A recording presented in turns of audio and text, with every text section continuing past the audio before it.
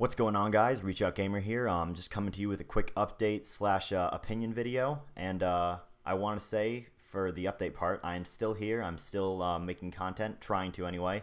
I seem to have this issue where my audio won't seem to sync with my video. I don't really understand the problem. Before everyone yells at me and says, "Oh, you're such an idiot. You don't know how to sync audio and video." I do. There's this little trick where you pull up like a menu on the screen or whatever, and you say 1 2 3 1 2 3 or up down, and you move some aspect on the screen, like you cursor up and down on the Xbox guide, for example. Whenever you say 1 2 3, and then you boop boop boop on the video, so you can sync it up at the beginning.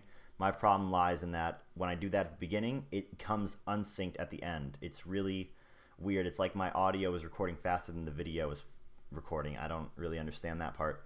But enough about that. I'm just trying to say I am still making videos. I'm trying to work on a Zombies Grief video right now, which you can see in the background here. This is just the video aspect, not the audio, obviously. And just to prove that it's still there, it exists. I'm working on it. But it's a lot of fun. Me, McLegend, who's David, Ninja274, who's Blake, and Dr. Buffalo MD, who is my friend Connor. We all played a game. Me and David were on the police officers team, and Blake and Connor were on the prisoners team on Alcatraz. A lot of fun, really funny parts of the video. I'm not going to spoil anything, but the video is just up right now to show you that exist. And for the opinion part of the video, I wanted to talk about my opinion on the Xbox One and briefly talk about the PS4, which is that when they first announced the Xbox One, it seemed like they did it wrong, or maybe announced some features that people weren't really excited for. For instance, the TV aspect was very heavy in the Xbox announcement, but it's a little understandable because they showed games at E3, and the other thing was basically just for all their other not games software and their hardware announcement. So that's a little understandable, even though it was a little too TV heavy for me. But I do use Netflix, I would say, on my Xbox and HBO Go and stuff like that a lot more than I'd say I watch actual TV. So I was still a little excited for that, but I'd rather see games, which they showed at E3, like I said.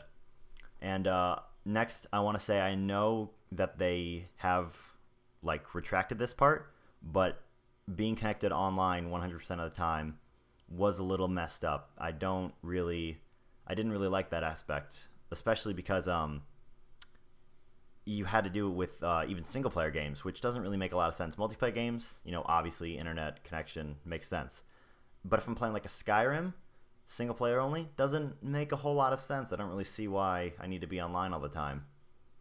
I am glad they redacted that, though, especially because even people who don't have an internet connection, that's good for them. But even people who do have an internet connection but are like David, per se, not to call him out or whatever, but he doesn't have a pretty good connection. His connection's kind of spotty.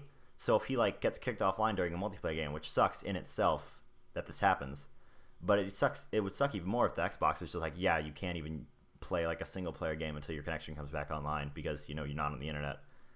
So that really didn't make sense to me, and I really didn't like that aspect. Even though that's not a problem for me, I can see why that's a problem for other people. Secondly, the Kinect being always on, even though they have said that you can disable it, which, I mean, if you unplug the thing, that's basically disabling it, but it's not the same thing apparently. But Kinect being always on is really weird to me. I don't see why Microsoft would do that. I can kind of see it from a money aspect because they are charging $100 more for this system than they are for the PS4, even though I know Sony makes the PS4 and Xbox is made by Microsoft. It's really weird that they would try to do that. I don't think they're trying to force that on you for money aspects.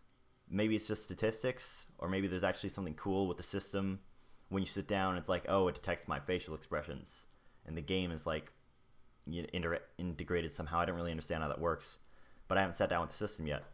I'm a little hesitant to see how that works, but then again, being who I am, and I can understand people are different, I really don't care what they see me doing. I don't really do anything in front of my Xbox that I would really be ashamed of, and even if I did, on the off chance, A, I'm never going to meet these people, and B, if I ever did meet them, I doubt they'd bring up anything I did.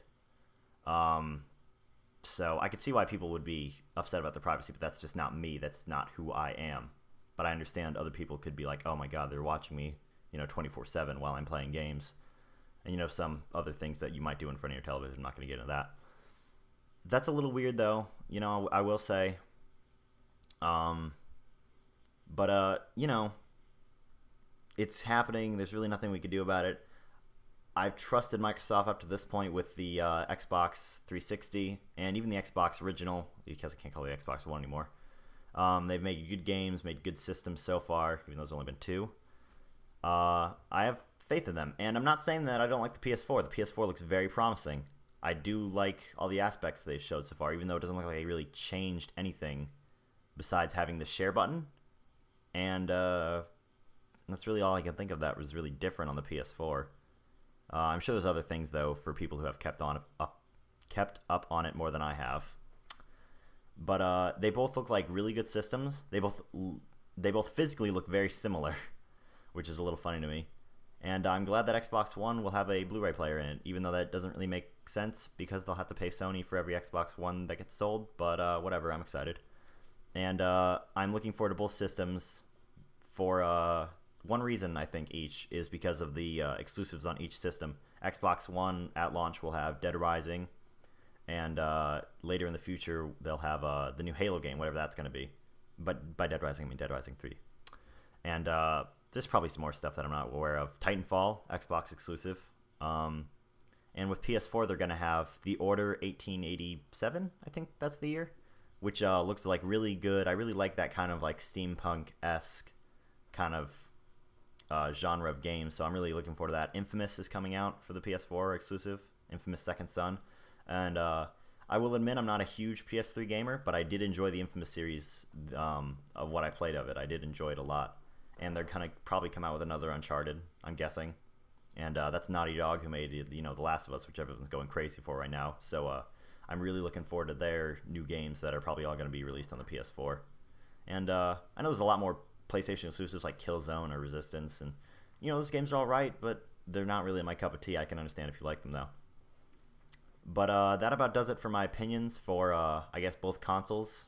There's not really much I can say about the PS4 because they didn't really announce anything major that they changed, and the Xbox One, excuse me, has a lot of controversy around it right now, and I'm just saying, even though I haven't sat down with the system, it's like, have faith, Xbox fans are, up in a, about to fucking riot about this.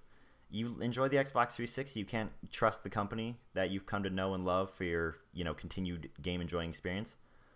And another thing is, I forgot to mention, is backwards compatibility. Real quick, I just want to mention that. It's like when you get the Xbox One, you're not going to smash your old Xbox with a hammer, are you? You can still just play the old games on those. So, it's alright.